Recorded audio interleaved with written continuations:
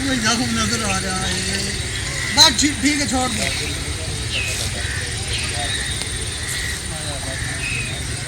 और ऐसा आते हैं फोटोग्राफर